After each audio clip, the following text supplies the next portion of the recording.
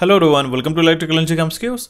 आज के सेशन में हम लोग हमारे सुपर एमसीक्यू सीरीज का पार्ट 6 डिस्कस करने वाले हैं, जिसमें हम लोग इलेक्ट्रिकल मेजरमेंट्स के ऊपर कुछ इंपॉर्टेंट एमसीक्यूज और उसके कॉन्सेप्ट्स को हम लोग आज के सेशन में डिस्कस करने वाले हैं। देखिए, हमने ये सुपर एमसीक्यू सीरीज आपके अपकमिंग एग्जामिनेशन यूपीपीसीएल जेईई के लिए रिलीज किए। अगर इसके पहले के जो 5 सेशंस हमारे कंप्लीट हो चुके हैं, वो अगर आपने नहीं देखे होंगे तो यहाँ पे आई बटन पे आपको प्लेलिस्ट ओपन होगी, उस पर आप क्लिक करके जो सारे इंपॉर्टेंट सेशंस है वो जाके देख सकते हो। आज के सेशन में हम लोग इलेक्ट्रिकल मेजरमेंट्स के जो 2 से 3 क्वेश्चंस 100% पूछे जाते हैं वो हम लोग आज के सेशन में डिस्कस करने वाले हैं। तो चलिए हम लोग इस सेशन को शुरू करते हैं, बट बिफोर दैट आप सबको मैं नए साल की ढेर सारी शुभकामनाएं देना चाहता हूँ। I want to wish you very happy new year 2021 आपका साल है, ठीक है। आपकी जो भी अचीवमेंट्स होंगी आप 100% डेडिकेशन के साथ अचीव करिएगा, आपकी प्रिपरेशन कंटिन्यू करिएगा। आपका जो भी डाउट्स रहते हैं, क्वेरीज रहते हैं, आप प्लीज़ हमें कमेंट बॉक्स में कमेंट कर सकते हैं। आप हमें इंस्टाग्राम पे भी आपकी क्वेरीज या फिर आपको कोई particular session technical as well as non technical session की जो रिक्वायरमेंट होगी वो आप हमें कमेंट बॉक्स में कमेंट करेगा, ठीक है। मैं ट्राई करता हूँ आपकी सारे कमेंट्स को रिजॉल्व करने का एज सुन एज पॉसिबल। और आपको जो भी पर्टिकुलर सेशन लगता है, मैक्सिमम नंबर ऑफ जो क्वेरीज अगर मुझे एक सेशन के लिए आती है तो मैं जल्दी से जल्दी उसको अपलोड करा देता हूँ। ये तो बात आपको पता ही है। मैं चाहता हूँ कि आप इस साल काफ़ी अच्छे से डेडिकेशन से प्रिपेयर करेगा। और अगर आप चाहते हो, काफ़ी सारे स्टूडेंट्स ने मुझे ये पूछा है कि हाउ टू स्टडी,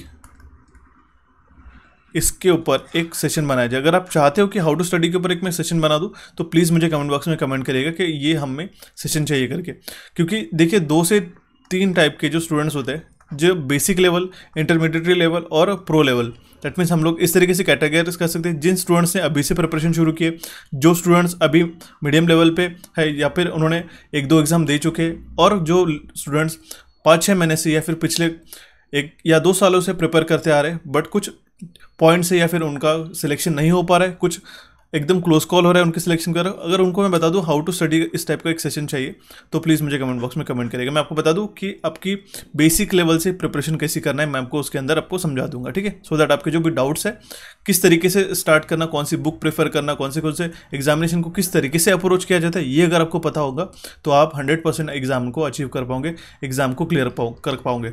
और यही मैं आशा करता हूँ कि आपका जो 2021 है काफ़ी खुशियों से और काफ़ी आपके जो टारगेट ओरिएंटेड जो गोल्स है आपके वो पूरे हो जाए।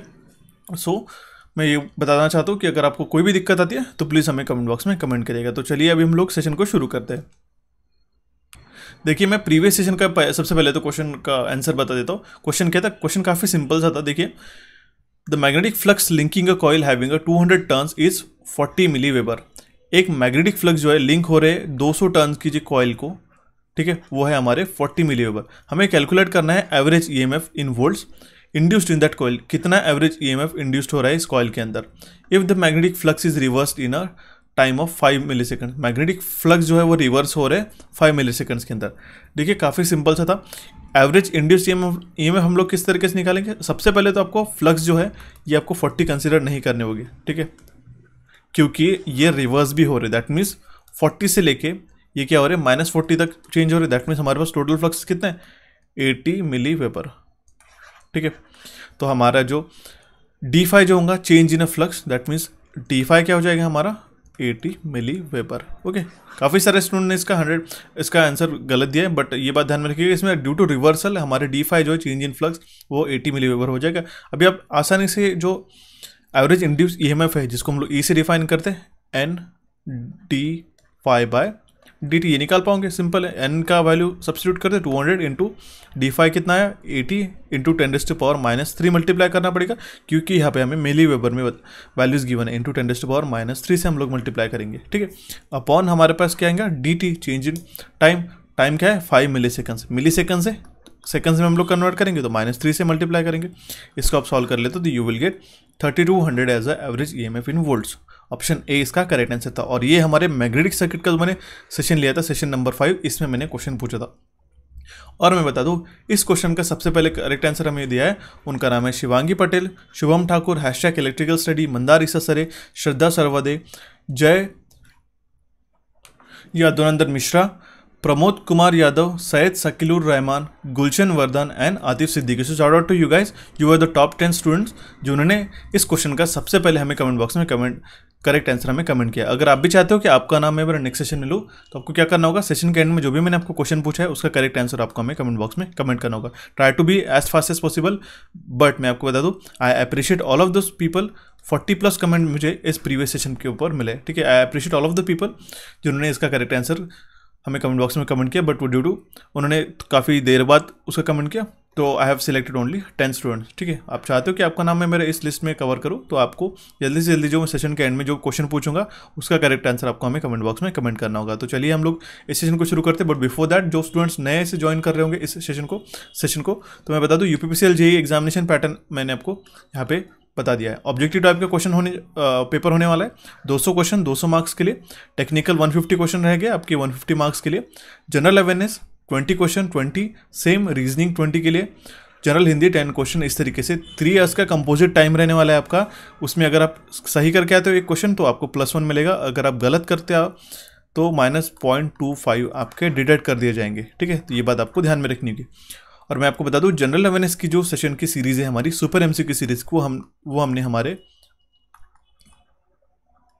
कोचिफाई चैनल पे ऑलरेडी अपलोड करा दिया है, ठीक है। यहाँ पे देख सकते हो अभी रिसेंटली हमारा 4th सेशन हो चुका है कंप्लीटली जनरल अवेयरनेस का। वो अगर आपको देखना होगा तो यहाँ पे आई बटन पे क्लिक कर सकते हो, या फिर सेशन के एंड पे जो भी आपको मैं मार्कअप करूँगा वहाँ पे आप क्लिक करके इस सेशन को जाके देख सकते हो। 20 क्वेश्चन की जो सीरीज़ है ये ऑलरेडी हमारे 4 सेशन 1 to 4 सेशन हमारे ऑलरेडी हो चुके हैं हमारे चैनल कोचिफाई पे, जहाँ पे आपको नॉन टेक्निकल के सेशन हम लोग आपको प्रोवाइड करते हैं। इसके लिंक भी मैं आपको डिस्क्रिप्शन बॉक्स में प्रोवाइड कर देता हूँ। जल्दी जल्दी ट्राई कर रहा हूँ कि रीजनिंग के भी क्वेश्चन जो है हमारी सुपर एमसीक्यू सीरीज आपकी शुरू हो जाएंगी, उसकी आप चिंता ना करें। तो चलिए हम लोग इस सेशन को शुरू करते हैं with our very first question, and it is very important question. मैं बता दूं ये क्वेश्चन 100% आपको 3 से 4 वेरिएशंस में 3 से 4 क्वेश्चंस के वेरिएशन में मैं आपको समझा देता हूँ। काफ़ी इंपॉर्टेंट क्वेश्चन है, ध्यान से देखिएगा। When a 2 wattmeter are used to measure a power of 3 phase balance circuit and 1 wattmeter is reads negative, it means the angle of lag is. Question काफ़ी इंपॉर्टेंट है, देखिए ध्यान से मैं आपको बता देता हूँ। अगर हमारे पास 2 वाटमीटर मेथड, ये काफ़ी बार एक क्वेश्चन 100% पूछ रहता है, 2 wattmeter method of power measurement of a 3 phase circuit. 3 phase balance circuit का पावर हमें 2 वाटमीटर से अगर मेजर करना होगा तो उसकी मेथोडोलॉजी रहती है। 2 वाटमीटर से हम लोग 3 फेज पावर मेजर कर सकते हैं, ओके। तो इसमें 4 केसेस आती है। आपको किस तरीके से क्वेश्चन पूछ रहे थे ये भी मैं आपको बता देता हूँ। देखिए अगर यहाँ पे क्या बोल रहा है कि अगर एक वाटमीटर नेगेटिव रीडिंग रीड कर रहा है तो लैग एंगल क्या होगा, ये क्वेश्चन में पूछा गया है। कभी कभी आपको दिया रहता है कि अगर आपका वाटमीटर 1 अगर वाटमीटर 2 के बराबर रीडिंग दे रहा है, अगर या फिर वाटमीटर 1 जो है 0 दे रहा है, तो उसकी कंडीशंस क्या होंगी और किस तरीके से क्वेश्चन पूछा है ये भी मैं आपको बताने वाला हूँ। फिलहाल इसका करेक्ट आंसर है option D, which is about 60 degree. अगर 2 वाटमीटर मेथड है, देखिए यहाँ पे 3 फेज यहाँ पे सर्किट आप अज्यूम कर सकते हो। These are the phases Z1 Z2 Z3। What is Z? These are the impedances, okay, these are the impedances and these are the balance impedances connected in a star fashion में ये connected है। तो यहाँ पे W1 जो है हमारे first wattmeter है and W2 is a second wattmeter. ये है हमारी पोटेंशियल कॉइल और ये हमारी करंट कॉइल, करेक्ट। तो ये 2 वाटमीटर्स का जो रीडिंग है उसमें से एक वाटमीटर जो है 1 वाटमीटर रीड्स नेगेटिव। अगर मान लो ये W2 नेगेटिव है, ठीक है, तो उस केस में angle of lag is about 60 degree रहेगा। ऑप्शन डी इसका करेक्ट आंसर है। अभी मैं आपको बता देता हूँ इसकी 4 डिफरेंट केसेस रहते हैं, करेक्ट। इसके पहले तो हम एक वाइट स्लाइड लगेंगे, ओके, यहाँ पे हम लोग देख लेते हैं। चलिए मैं आपको बता देता हूँ। देखिए 2 वाटमीटर मेथड जो है, कॉन्सेप्ट क्या है इसका, 2 wattmeter method of power measurement of a 3 phase circuit. उसमें क्या रहता है, W1 का वैल्यू रहेगा हमारा √3 times of VP into IP। ध्यान से देखिएगा, cos ऑफ 30 - 5।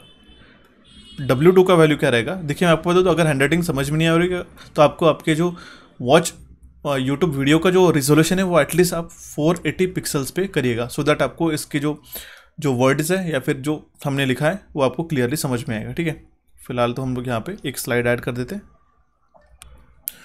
ओके। तो यहाँ पे W1 हम लोग फिर से लिख लेते हैं। W1 will be equals to √3 times of VP IP cos of 30 - 5 रहेगा। W2 क्या रहेगा, it will be √3 times of VP times of IP cos of 30, यहाँ पे क्या आएगा फाइव आएंगे। यहाँ पे मैं हाईलाइट करके रख रहा हूँ सो दैट आप अभी इसको कन्फ्यूज़ ना हो, ठीक है। नेक्स्ट हमारे पास में क्वेश्चन में कुछ इस तरीके से पूछा जाता है कि अगर आपको पावर फैक्टर मेजरमेंट करना है, ठीक है, तो उसमें क्या फॉर्मूला लगता है, cos फाइव। अगर पावर फैक्टर मेजरमेंट करना है तो क्या करेंगे हम लोग, cos phi will be equals to क्या हो जाएगा, cos of tan inverse of √3 times of W1 minus W2 upon W1 plus W2। I'll have to erase this, W1 plus W2, correct. ये आ गया हमारा पावर फैक्टर cos फाइव। ये formula आपको ध्यान में रखना होगा, ये आपको पूछा जा सकता है। अगर 2 वाट मीटर पावर फैक्टर के 2 वाट मीटर अगर हम लोग यूज़ कर रहे हैं 3 फेज पावर मेजरमेंट के लिए, तो उसका टोटल पावर क्या होता है, ठीक है, P will be equals to W1 plus W2, correct. यहाँ पे आप देख सकते हो, ओके, W1 प्लस W2, इससे टोटल पावर मेजर कर सकते हैं अपन। तो VP क्या है हमारा, वोल्टेज अक्रॉस प्रेशर कॉइल है। VP जो है हमारा वोल्टेज अक्रॉस प्रेशर कॉइल है, और करंट जो है current through the current coil है, IP। ये जो है current through the current coil. इसमें सबसे फर्स्ट केस क्या आती है, अगर हमारी फर्स्ट केस में यहाँ पे हम लोग लिख लेते हैं, ये चारों केसेस में आपको एक ना एक क्वेश्चन 100% पूछा जाएगा। एक क्वेश्चन यहाँ से 100% बनेगा, ध्यान से देखिएगा। फाइव अगर हमारा 0 डिग्री है तो हमारा cos फाइव क्या हो जाएगा, वो जाएगा हमारा पावर फैक्टर जिसको हम लोग कहते हैं, वो हो जाएगा हमारा 1। तो W1 क्या रहेगा हमारा, √3 times of VP IP cos of, यहाँ पे क्या आ जाएगा, 0 डिग्री है तो यहाँ पे 30 आ जाएगा, ठीक है। हम लोग फाइव का वैल्यू 0 सब्स्टिट्यूट करते हैं तो cos ऑफ 30, तो क्या आ जाएगा हमारा 3/2 VP times of VP time into multiplied by IP।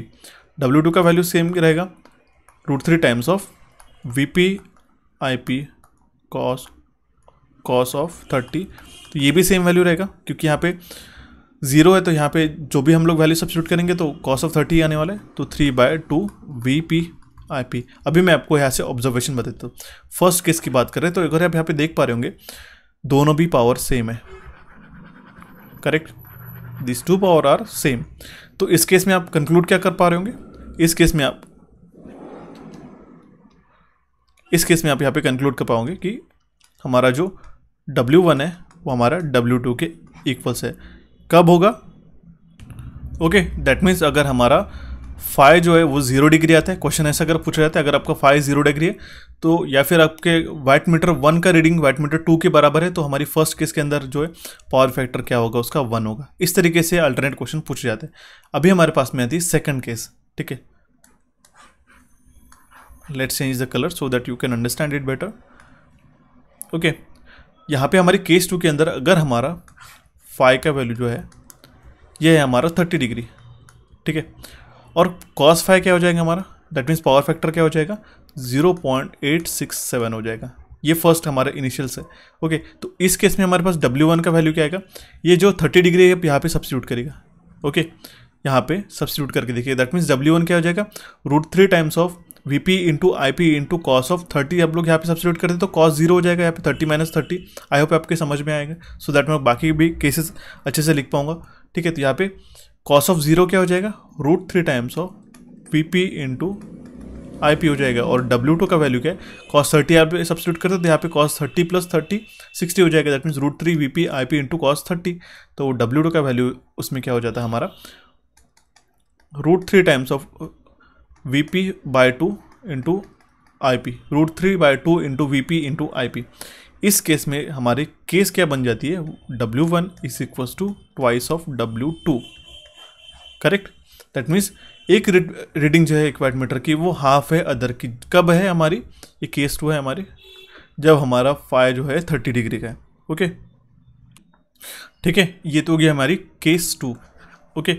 अभी हम लोग जो थर्ड केस के बारे में डिस्कस कर लेते, ठीक है। For that I have to change the colour, let's take this blue colour.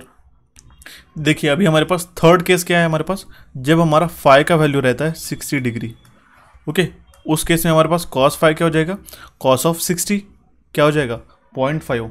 आप इसको सॉल्व करके भी देख सकते हो, ओके। तो cos ऑफ 60 क्या हो जाएगा, 0.5। जब हमारा पावर फैक्टर हाफ रहता है, हम लोग इस तरीके से कंक्लूड कर पाएंगे। तो यहाँ पे W1 का वैल्यू क्या आ जाएगा, W1 का वैल्यू आएगा, यहाँ पे आप सब्स्टिट्यूट करके देखिएगा, फाइव में जो यहाँ हमारे पास 60 डिग्री है तो यहाँ पे आप सब्स्टिट्यूट करेंगे इस वैल्यू में, ओके, तो आपके पास क्या आएगा, √3 times of VP into IP minus of cos of minus 30 degree है, क्योंकि यहाँ पे 60 आ जाएगा। ठीक है, उसमें W1 का वैल्यू क्या आता है, √3/2 times of VP into IP। ये W1 का वैल्यू हो गया, और W2 का जो वैल्यू आता है वो आता है हमारे पास कॉस ऑफ 90 डिग्री। ठीक है, दैट मीन्स अगर आप यहाँ पे फाई का जो वैल्यू 60 डिग्री है सेकंड W2 के इक्वेशन में सब्स्टिट्यूट करते तो √3 times VP into IP into cos of 30 plus 60 कितना हो जाएगा, 90, और cos of 90 will be 0। That means इसका जो वैल्यू है W2 का ये हो जाएगा हमारा 0। इससे हमने क्या कंक्लूड किया या फिर क्या ऑब्जर्व किया, ये बात समझ पा रहे होंगे कि एक जो है वैटमीटर हमारा 0 रीड कर रहा है, एक वैटमीटर है हमारे थर्ड केस के अंदर 0 रीड कर पा रहा है। ठीक है, ये हमारी केस 3 थी। ओके, इस तरीके से क्वेश्चन पूछा जा सकता है कि अभी मैंने मल्टीपल क्वेश्चन यहाँ पे इंक्लूड नहीं किए, बट आप ध्यान में रखिएगा अगर आपका एक वैटमीटर रीड 0 कर रहा होगा, ठीक है, तो उस केस में अगर आपका क्वेश्चन ऐसा पूछ रहे थे कि पावर फैक्टर कितना होगा, तो वो 0.5 होगा और फाई का वैल्यू 60 डिग्री। और अभी हमारे पास आती है fourth. Okay, I mean that for that I will have to erase this, let's erase this one, this case 2, या फिर हम लोग यहाँ पे पावर फैक्टर को इरेज कर देते हैं। ठीक है, सो दैट मैं आपको यहाँ से केस 4 समझा पाऊंगा कंपैरेटिवली।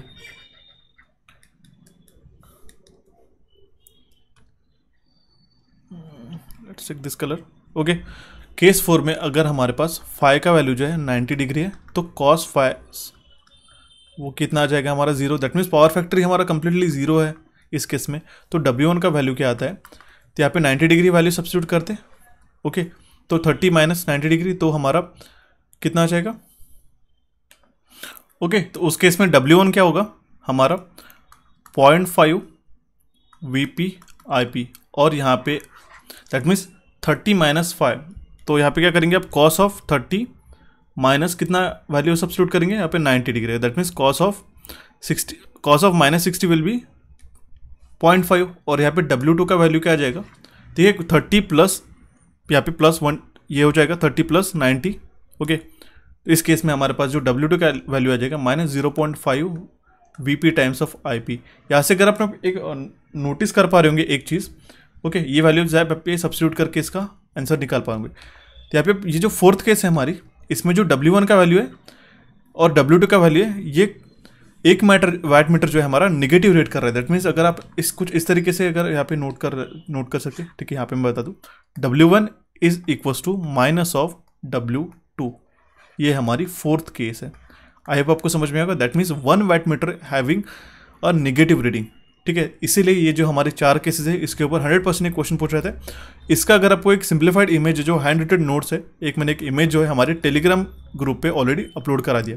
ठीक है, उसको अब जाके देखना होगा। ये आपके जो सारे अभी यहाँ पे कॉम्प्लिकेटेड लग पा रहे होंगे, अगर आप इसको एक बार फिर से रिवाइंड करके देखोगे तो आपको ये जो 4 केसेस है मैंने अभी आपको बताया, आपको डेफिनेटली कवर अप हो जाएंगे 2 वैटमीटर मेथड से। इससे आपके 2 से 3 क्वेश्चन 100% कवर हो जाएंगे। ठीक है, मैं आपको बता दूँ एक क्वेश्चन इसके ऊपर पूछा जाता है जब हमारा फाई का वैल्यू 0 रहता है, जब हमारा फाई का वैल्यू 60 डिग्री रहता है, जब हमारा फाई का वैल्यू 90 डिग्री, हमारा कॉस फाई सिंपली 0 रहता है, पावर फैक्टर हमारा 0 रहता है, और हमारी सेकंड केस जो होती है जब हमारा फाई का वैल्यू रहता है 30 डिग्री। ये 4 केसेस के अंदर कौन से केस के अंदर जब हमारा W1 is equals to W2 रहेगा, जब हमारा phi is equals to 0 degree रहेगा। ठीक है, दैट मीन्स पावर फैक्टर हमारा यूनिटी पावर फैक्टर के लिए इसका वैल्यू क्या रहेगा, W1 is equals to 2। That means अगर क्वेश्चन में ऐसा पूछा जाए, जबकि मैं आपको प्रोबेबिलिटी बताता हूँ, ये पढ़ने से बेटर है कि आपको क्वेश्चन किस तरीके से पूछे जाएंगे और आपको किस तरीके से आंसर कर रहे हैं मैं आपको बताता हूँ। सिंपल अगर एक कॉन्सेप्ट यहाँ पे आपको मैं बता देता हूँ।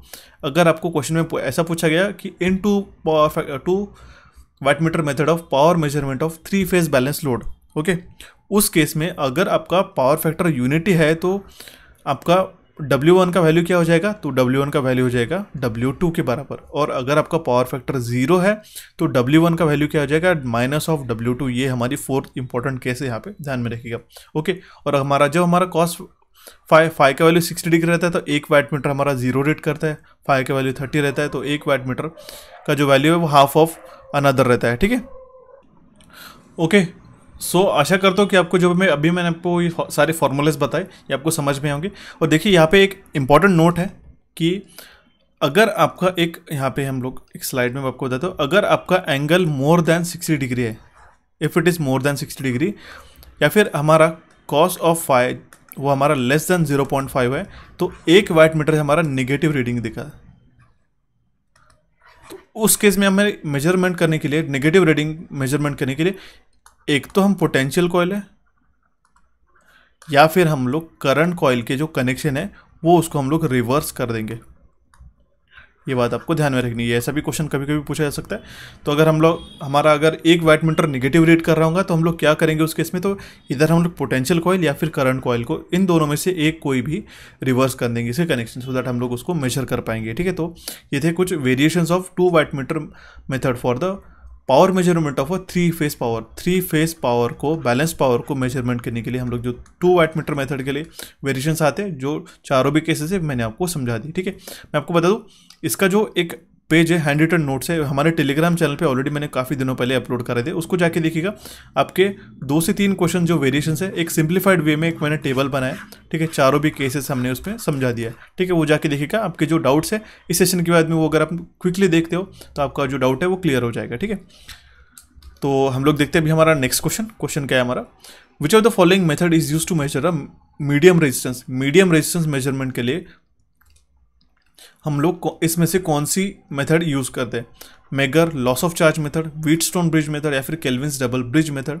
तो देखिए ध्यान में रखिएगा, मीडियम रेजिस्टेंस मेजरमेंट करने के लिए हम लोग व्हीटस्टोन ब्रिज मेथड ये यूज करते हैं। ठीक है, सबसे पहले तो आपको ये बात ध्यान में रखनी होगी, हमारे पास डीसी ब्रिजेस रहते हैं और दूसरा तो रहता है हमारा एसी ब्रिज। ठीक है, डीसी ब्रिज हम लोग किसके लिए यूज करते हैं? वो हम लोग रेजिस्टेंस को मेजरमेंट करने के लिए। ठीक है, और एसी ब्रिजेस जो यूज करते हैं जो वैल्यूज मेजरमेंट करने के लिए, वो तो इंडक्टेंस रहता है या फिर वो कैपेसिटेंस रहता है। करेक्ट। तो अभी मैं आपको नेक्स्ट स्लाइड में सारे ब्रिजेस हैं मैं आपको यहाँ पे एक्सप्लेन कर देता हूँ। इसका जो पीडीएफ में मैं आपको जल्दी से जल्दी ट्राई करूँगा अपलोड करा दूँ, क्योंकि आपको इसे लिखने से बेटर है कि आपको पीडीएफ में रहेगा तो आप इसको काफ़ी अच्छे से रिवाइज कर पाएंगे। ये भी मैं आपको हमारे टेलीग्राम चैनल पे जल्दी से जल्दी प्रोवाइड करा दूंगा।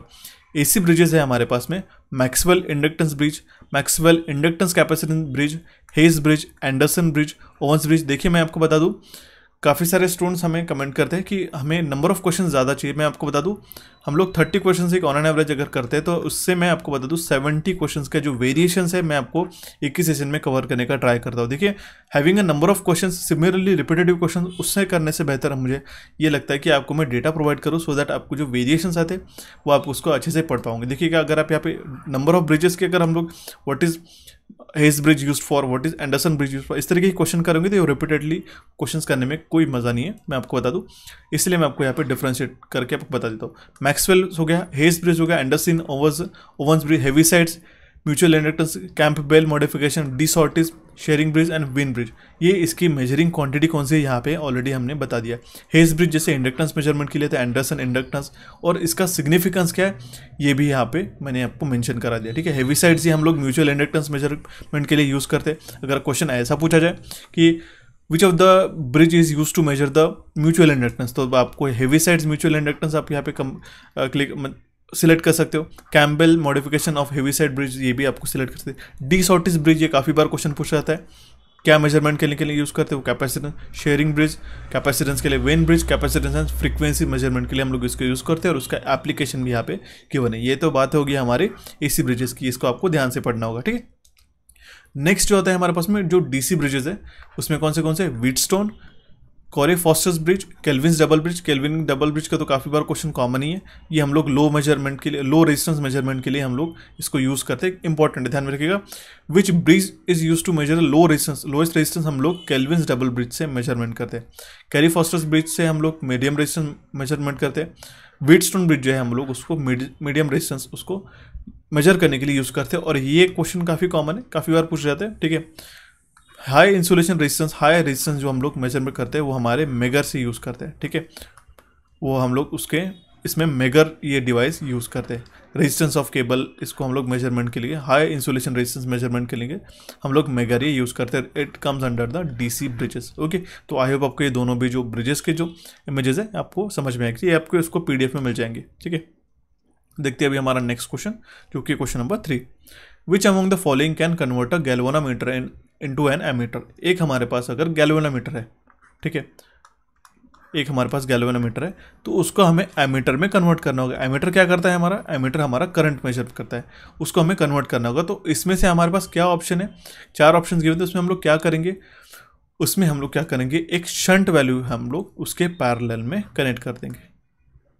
ठीक है, गैल्वेनोमीटर को अगर हम लोग एज एमीटर करके यूज़ करेंगे तो हम लोग एक शंट रेजिस्टेंस उसके पैरेलल में कनेक्ट करेंगे। और इस शंट क्या होता है, ये बेसिकली ये आपको इस तरीके से क्वेश्चन पूछ जाता है, ये तो काफ़ी बेसिक्स है।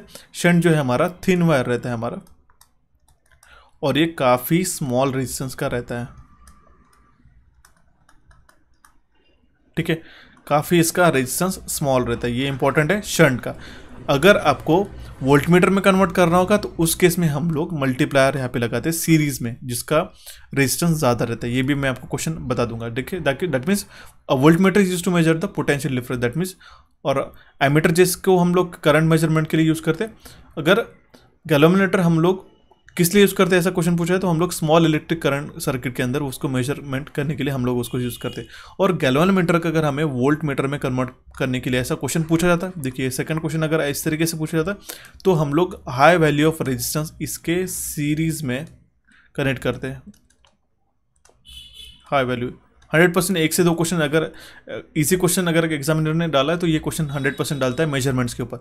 एक तो गैल्वेनोमीटर को हमको एमीटर में कन्वर्ट करना है या फिर वोल्ट मीटर में कन्वर्ट करना है। एमीटर में कन्वर्ट करना होगा तो आपको क्या ध्यान में रखना होगा, एक हम लोग शंट जो उसके पैरेलल में कनेक्ट करेंगे, और अगर आपको वोल्ट मीटर में कन्वर्ट करना होगा उसको तो हाई वैल्यू ऑफ रेजिस्टेंस हम लोग उसके सीरीज में कन्वर्ट करेंगे। ठीक है, ये बात दोनों भी क्वेश्चंस आपको मैंने यहाँ पे बता दिया।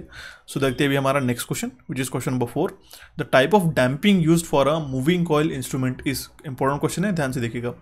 कौन सी डैम्पिंग हम लोग मूविंग कॉइल इंस्ट्रूमेंट में यूज़ करते हैं, air friction damping, fluid friction damping, eddy current damping या ग्रेविटी फ्रिक्शन डैम्पिंग। डैम्पिंग हम लोग किसके लिए यूज़ करते हैं, बेसिकली आपको बता दूँ 3 तरीके के टॉर्क रहते हैं। ओके, ये तो आपको पता होगा, एक तो deflecting torque, controlling torque, and then हमारा आता है डैम्पिंग टॉर्क। देखिए होता क्या है, एक जो पॉइंटर हमारा रेस्ट पे है, इसको इनिशियल पुश देने के लिए हमें डिफ्लेक्टिंग टॉर्क की ज़रूरत होती है। ठीक है, डिफ्लेक्ट यहाँ पे अगर आ गया, ठीक है, तो ये क्या होते रहता है, ये ऑसिलेट होता रहता है। ठीक है, अगर इसमें डैम्पिंग 0 है तो डैम्पिंग अगर आपकी 0 है, ये ऑसिलेट होता रहता है। कंट्रोलिंग, इसमें रेजिस्ट करने के लिए हमें कंट्रोलिंग टॉर्क की ज़रूरत रहती है, जो इक्वल एंड अपोजिट रहता है हमारे डिफ्लेक्टिंग टॉर्क से। ठीक है, सो दैट इसको काउंटर बैलेंस कर सके एक फाइनल पोजीशन पे।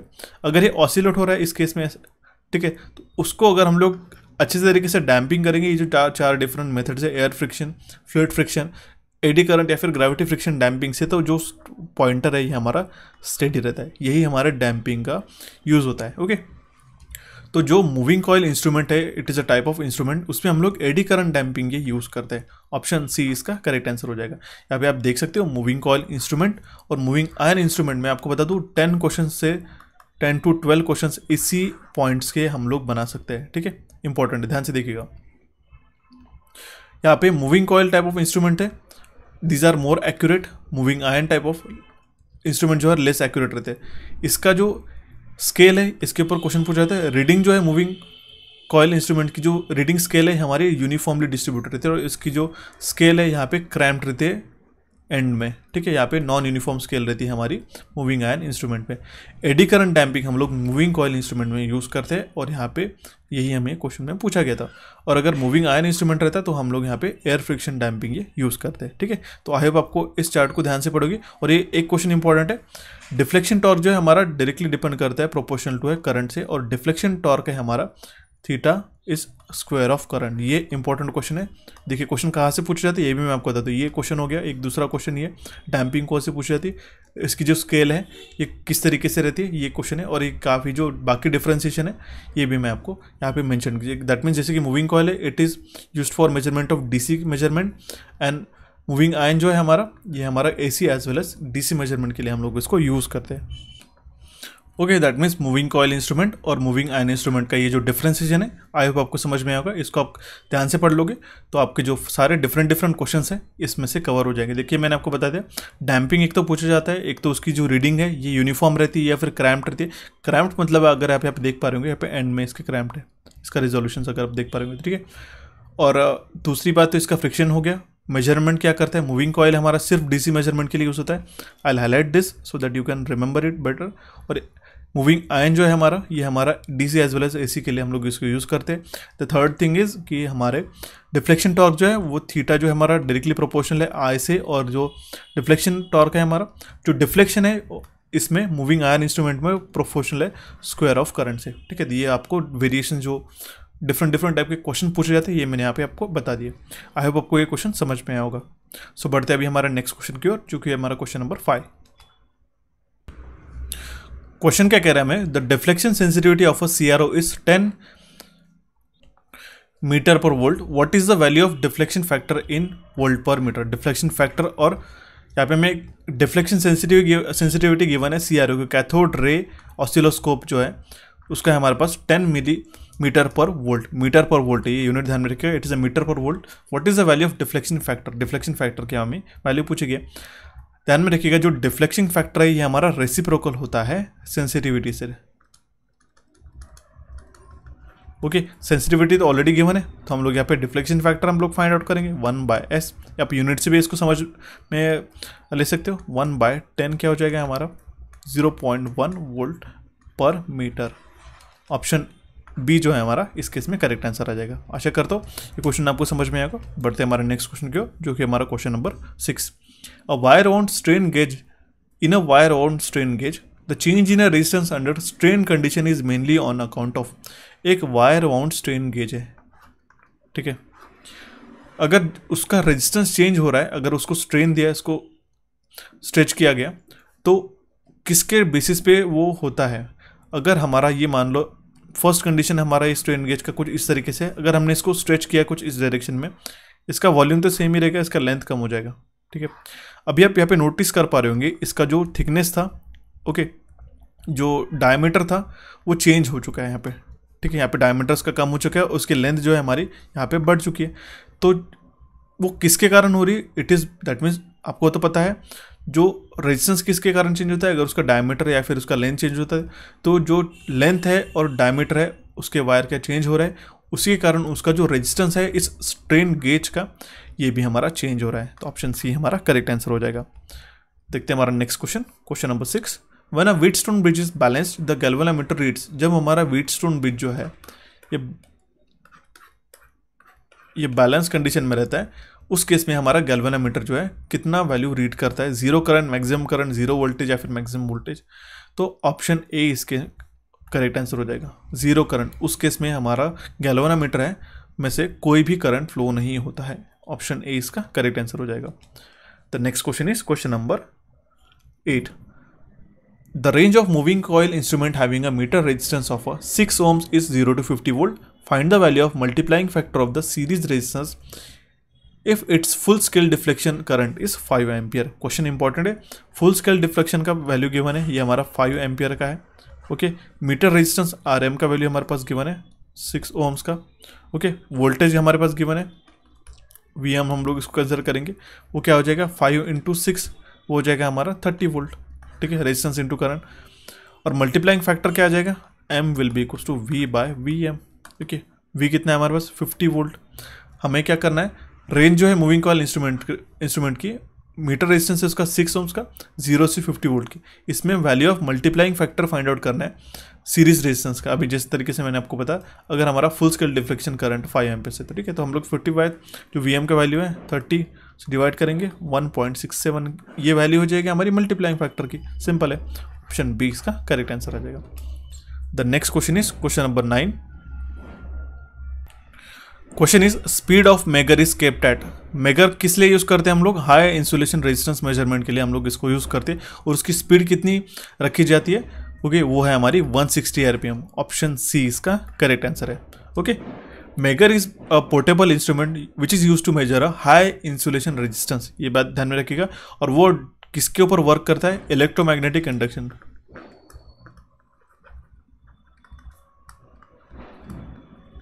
It works on the principle of electromagnetic induction. इसके अंदर क्या रहता है, जो पावर हम लोग प्रोड्यूस करते हैं वो हमारे परमानेंट मैग्नेटिक DC जनरेटर से हम लोग उसके कारण हम लोग पावर को जनरेट करते हैं, और उसका ऑपरेटिंग वोल्टेज कितना रहता है 50 to 100 वोल्ट। ओके, और उसका जो स्पीड है हमारे मेगर का वो अराउंड हम लोग 160 RPM का रखते हैं। ओके, ऑप्शन सी इसका करेक्ट आंसर था। The next question is question number 10, important question है। What is the value of shunt resistance required to convert a galvanometer of a resistance 100 ohms into an ammeter of 1 ampere. अगर हमारे full scale deflection है galvanometer की 5 ampere है। Important है, देखिए अगर इसको हम लोग इंप्लीमेंट करते, अगर हमारे पास शंट रेजिस्टेंस का वैल्यू फाइंड आउट करना था, जैसे मैंने आपको बताया था गैल्वेनोमीटर को हमें हाई वैल्यू ऑफ करंट को मेजरमेंट के लिए एक शंट रेजिस्टेंस की हम लोग उसको पैरेलल में रिक्वायरमेंट रहती है, ठीक है। और उसका जो रेजिस्टेंस है हमारे पास 100 वोल्ट का गिवन है, 100 ओम्स का गिवन है, उसको हम लोगों को एमीटर का जो रेंज है 1 एम्पियर है और उसका फुल स्केल डिफ्लेक्शन है 5 मिली एम्पियर्स का। तो कुछ इस तरीके से हम लोग सर्किट ड्रॉ कर पाएंगे। इस तरीके से मेजरमेंट्स के ऊपर क्वेश्चन पूछे जाते हैं। मैंने इसलिए एक सेशन जो है, देखिए मैं बता दूं, जो अगर हम लोग डीसी मशीन 1 सेकेंड यहाँ पे मैं बता दूं, इसके जो इंडिविजुअल टॉपिक्स है, छोटे सब टॉपिक्स जो हम लोग स्टार्टिंग में कवर कर रहे हैं, ठीक है।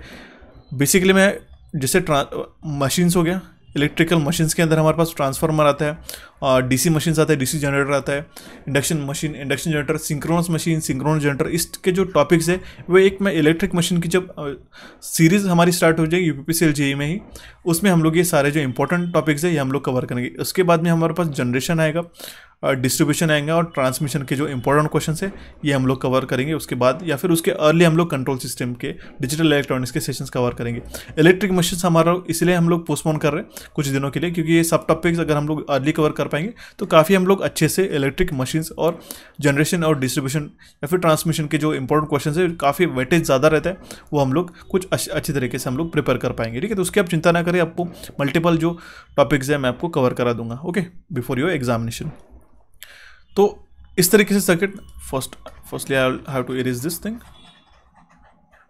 ओके। यहाँ पे हमें क्वेश्चन में क्या पूछा गया था, वैल्यू ऑफ शंट रेजिस्टेंस का पूछा गया था, आरएस का वैल्यू हमें पूछा गया। ये हमारा गैल्वेनोमीटर का रेजिस्टेंस है, इसमें करंट फ्लो कौन सा हो रहा है, आईजी हम लोग कंसिडर कर लेते हैं। इसमें से करंट कौन सा फ्लो होगा, अगर यहाँ से करंट आई आ रहा होगा और यहाँ से आई फ्लो हो रहा है, तो इस केस में इस पाथ में करंट क्या होगा, इस ब्रांच में it will be I minus I G, correct. और ये इसका सम अप हो गया just like a Kirchhoff's current law. तो इसमें जो आई जी का वैल्यू गिवन है ये हमारा 5 मिली एम्पर्स का ये वैल्यू गिवन है, जी का जो रेजिस्टेंस है हमारा 100 ओम्स का गिवन है, आई का वैल्यू हमारे पास में है 1 एम्पियर्स का गिवन है, ठीक है। तो हम लोग जो शंट रेजिस्टेंस है, शंट रेजिस्टेंस ये हमने कनेक्ट कर दिया इस गैल्वेनोमीटर के अक्रॉस में, पैरेलल में कनेक्ट कर दिया, ठीक है। ये मान लो यहाँ पे पैरेलल में कनेक्ट कर दिया, तो जो VAB, ये ABCD, जो VAB के अक्रॉस में वोल्टेज रहेगा यही हमारा वोल्टेज CD के अक्रॉस रहेगा, ठीक है। दैट मीन्स हम लोग कुछ इस तरीके से लिख पाएंगे VAB इक्वल्स टू VCD, ठीक है। यहाँ पे VAB एंड VCD ध्यान में रखिएगा, this VAB C and this one is the D, correct. तो VAB के अक्रॉस VCD का वोल्टेज होगा, तो VAB का हम लोग वैल्यू क्या लिखेंगे, I minus I G into R S किसके बराबर हो जाएगा, दैट मीन्स ये CD will be equals to AB के अक्रॉस में, तो आई जी इंटू जी, ठीक है, इसका रेजिस्टेंस। तो हम लोग वैल्यू सब्स्टिट्यूट करेंगे, इसका करेक्ट आंसर आएगा 1 माइनस 0.005 इंटू आर एस, यही तो हमें वैल्यू निकालनी थी, विल बी इक्वल्स टू आई जी का करंट कितना था, वो था हमारा 0.005, आई होप यहाँ पे आपको दिख रहा होगा, इनटू हम लोग यहाँ पे जी, दैट मीन्स जो इसका रेजिस्टेंस है 100 ओम्स के हम लोग मल्टीप्लाई करेंगे। इस केस में यहाँ पे आपका आर एस का जो वैल्यू आ जाएगा वो आ जाएगा 5/9.95 ओम्स, ओके।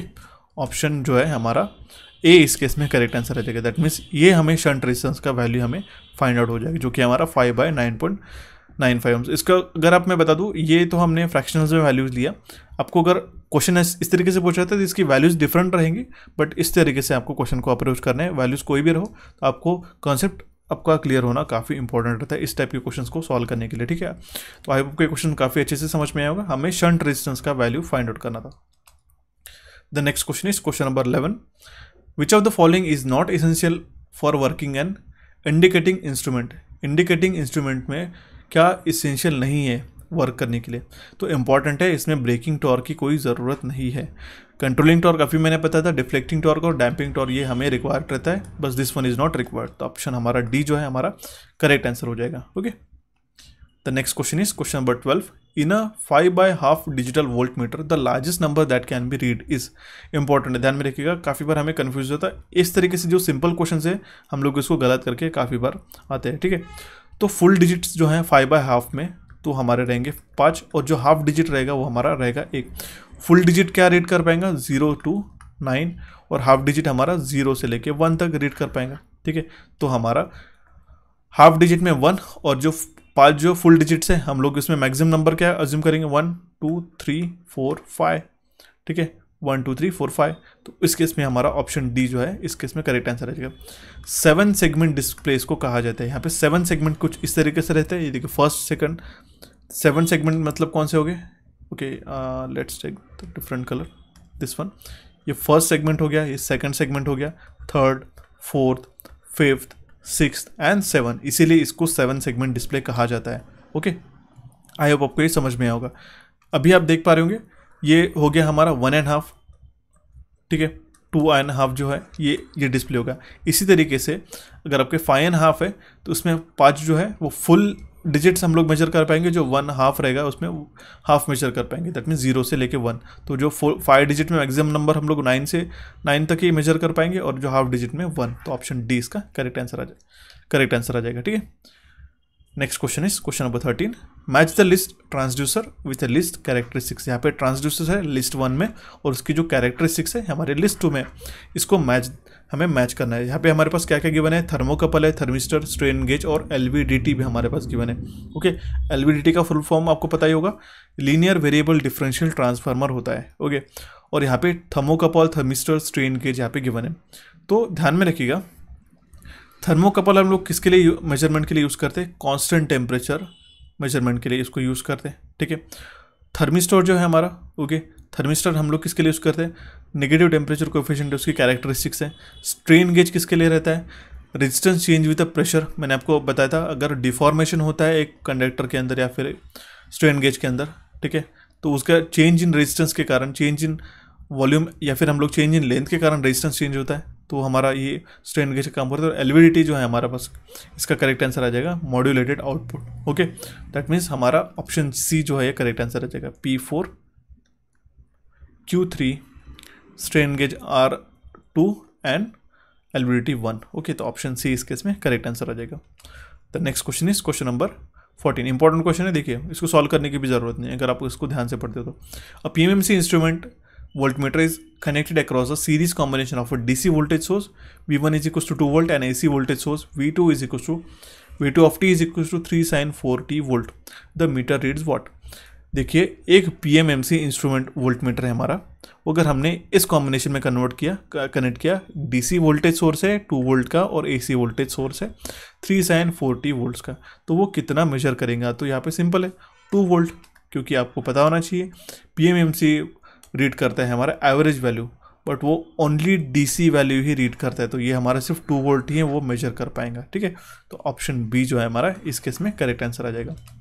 इस तरीके से गूगली क्वेश्चन पूछे जाते हैं, आपको जो नंबर्स गिवन रहते हैं इस तरीके से इक्वेशन, उसको देख के आपको घबराना नहीं। जो आपके कॉन्सेप्ट्स अगर आपको क्लियर होते हैं तो आप इसको इजीली अप्रोच कर सकते हो। ठीक है, इसको सॉल्व करने की भी ज़रूरत नहीं थी। The next question is question number 15। RVDT is use to measure. RVDT is what? RVDT stands for Rotary Variable Differential Transformer। Rotary Variable Differential Transformer ये हम लोग किसके मेजरमेंट के लिए यूज़ करते हैं? तो उसको हम लोग एंगुलर मेजरमेंट जो है हमारा ये जो है एंगुलर मेजरमेंट के लिए हम लोग उसको यूज़ कर पाएंगे। ठीक है, RVDT rotary variable differential transistor, it measures the angular displacement, that means its output is a AC current that is linearly proportional to the angular displacement. Okay, कुछ इस तरीके से इसका कॉम्बिनेशन रहता है, आप इसको एक बार क्रॉस चेक करेगा। एक शाफ्ट है हमारा, एक कोर है। ओके,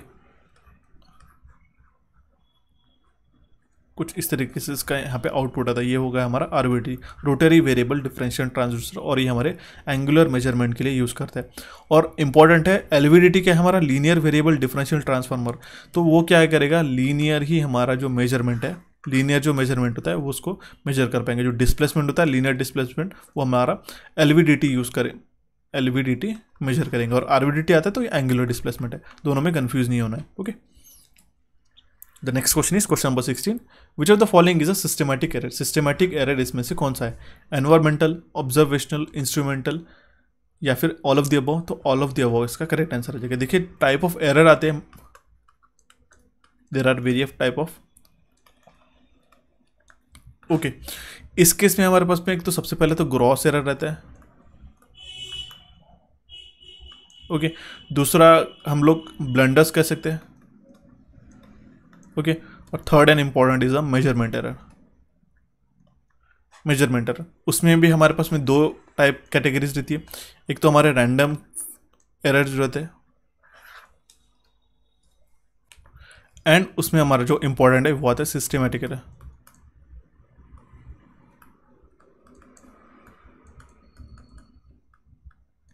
सिस्टमेटिक एरर, इस सिस्टमेटिक एरर के अंदर चार कैटेगरीज आती है। एक तो आते हैं हमारे पास में इंस्ट्रूमेंटल एरर, दूसरा environmental error, observational error and theoretical error. इसमें एक थियोरेटिकल भी एक ऐड हो जाता है। This comes under the type of systematic error, ध्यान में रखिएगा। ठीक है, तो ऑप्शन डी इसका करेक्ट आंसर हो जाएगा। The next question is question number 17। This is also a important question, ध्यान से देखिएगा। Energy meter is design to have 100 revolutions of the disc per unit of energy consume. एक हमारा energy meter है, वो design किया गया है जिसको 100 रिवॉल्यूशन उसके कंप्लीट होंगे। ठीक है, जब हमारा एक यूनिट कंज्यूम होगा, जब हम लोग एक यूनिट को कंजम्पशन करेंगे हमारे घर पे, the energy consumed by the load carrying 50 ampere at a 230 volt 0.8 power factor. तो उस केस में परसेंटेज एरर निकालना है अगर हमारा मीटर रीड कर रहा हो, मीटर एक्चुअली मेक्स 950 रिवॉल्यूशन। ठीक है, इंपॉर्टेंट क्वेश्चन है। अगर हमारा एनर्जी मीटर 100 रिवॉल्यूशन से में मेजर कर रहा होगा तो यहाँ पे नेक्स्ट जो हमारा पॉइंट क्या पूछा गया कि अगर हमारा मीटर 950 रिवॉल्यूशन रीड कर रहा होगा तो परसेंटेज एरर हमें निकालना है। वो 100 रिवॉल्यूशन में कितना मेजर करता है, एक यूनिट। ठीक है, और यहाँ पे लोड हमारे पास 50 एम्पियर्स का 230 वोल्ट और 0.8 पावर फैक्टर का लोड है। ठीक है, एक्चुअली स्लो है या फास्ट है ये भी हमें क्वेश्चन में पूछा गया। ठीक है, तो दो तीन वैल्यूज़ आपको जो टर्म्स है इसकी टर्मिनोलॉजीज भी आपको ध्यान में रखनी होगी। ये क्या है हमारे पास, मीटर कांस्टेंट। मीटर कांस्टेंट क्या है हमारा, number of revolution to measured value in kWh।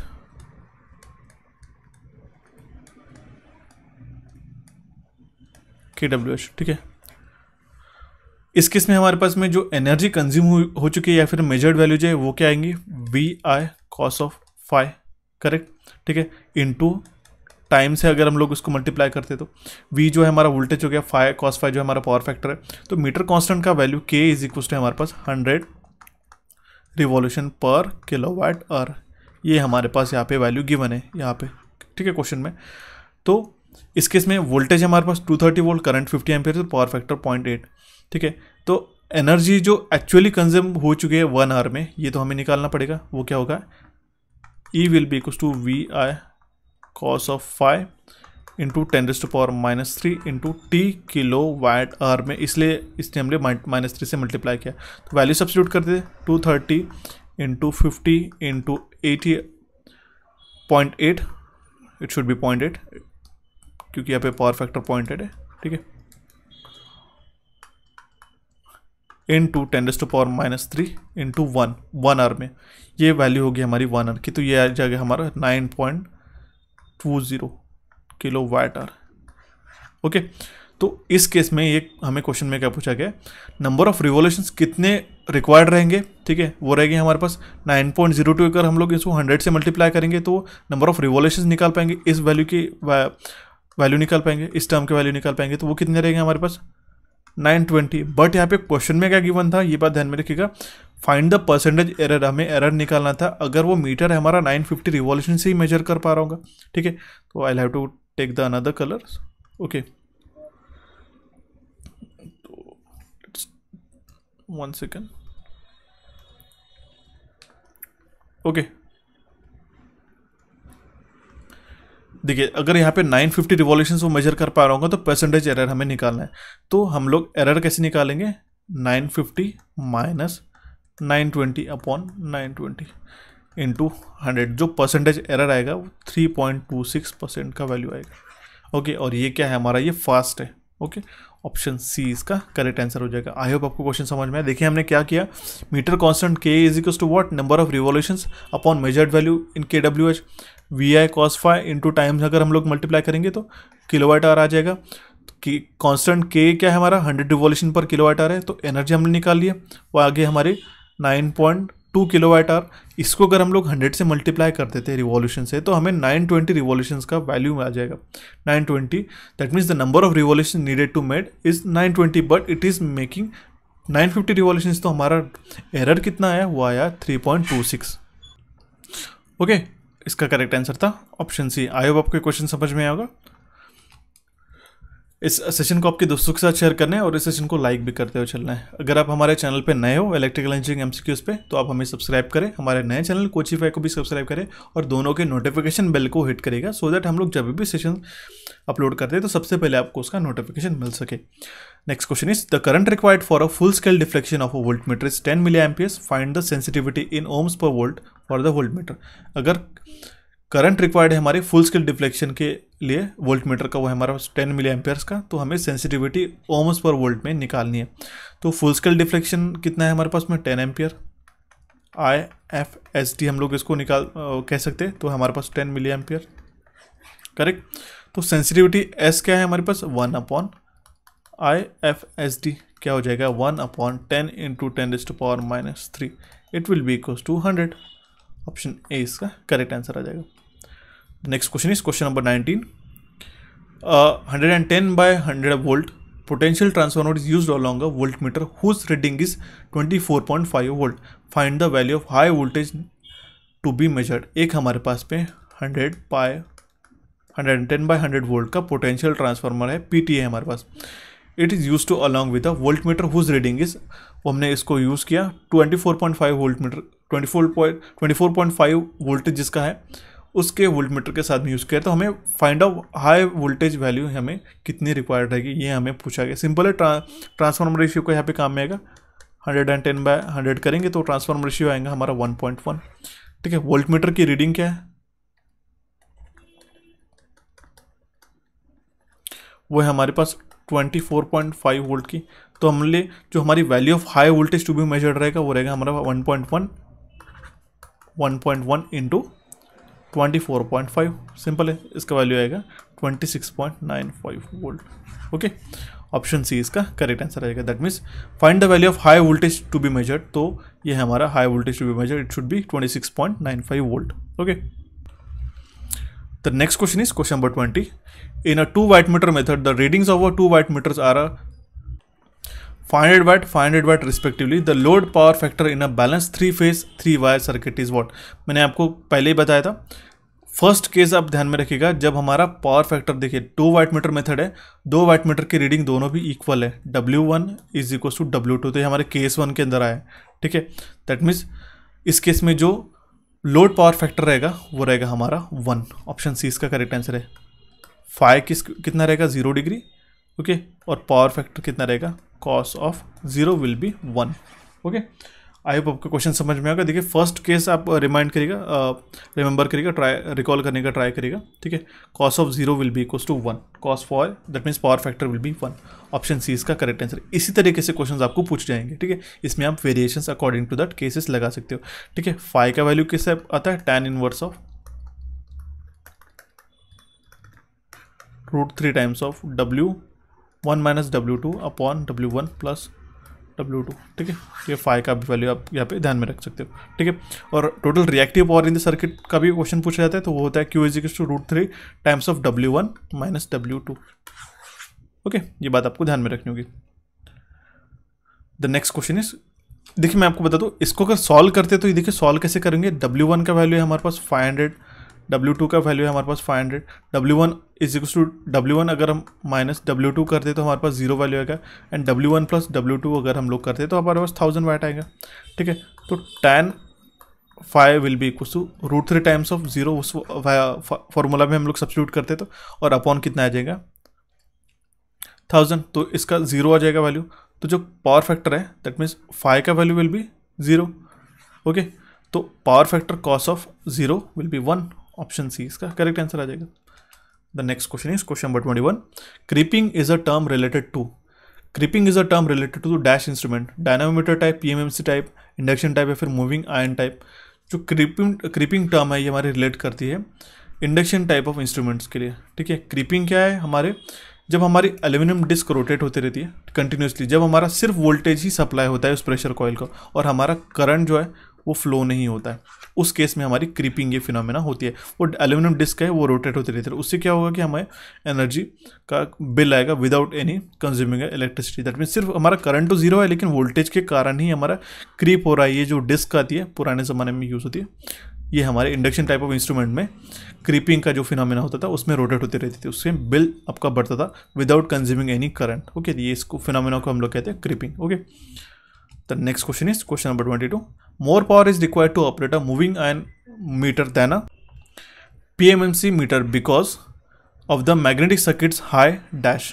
Question काफ़ी इंपॉर्टेंट है। More power is required to operate a moving iron instrument than a PMMC instrument. ज़्यादा पावर हमें रिक्वायर्ड रहती है मूविंग आयन मीटर को than as compare to the PMMC because of the magnetic circuits high. Magnetic circuit का high reactance के कारण ही इसका ये हमारा होता है। ठीक है, मूविंग आयन के मीटर को हमें पावर की रिक्वायरमेंट ज़्यादा रहती है। ठीक है, अगर एक्यूरेसी की बात करें तो PMMC इंस्ट्रूमेंट जो है हमारे पास हाईएस्ट एक्यूरेसी आती है। उस केस में PMMC इंस्ट्रूमेंट के बाद में आते हैं हमारे पास मूविंग आयन टाइप और उसके बाद में आता है हमारा इंडक्शन टाइप। ठीक है, PMMC का एक्यूरेसी काफ़ी हाई रहता है, ये बात आपको ध्यान में रखनी क्योंकि इस तरीके से भी क्वेश्चन पूछा जा सकता है। The next question is question number 23. What is the angle between in degrees the planes of a two moving coils of a dynamometer type 3-phase power factor meter? Angle between the planes of a two moving coil, angle between the two moving coil पूछा गया है dynamometer type 3-phase power factor metre का, तो वो रहता है हमारे पास 120 degree का। ऑप्शन डी इसका करेक्ट आंसर है। Okay, the next question is question number 24.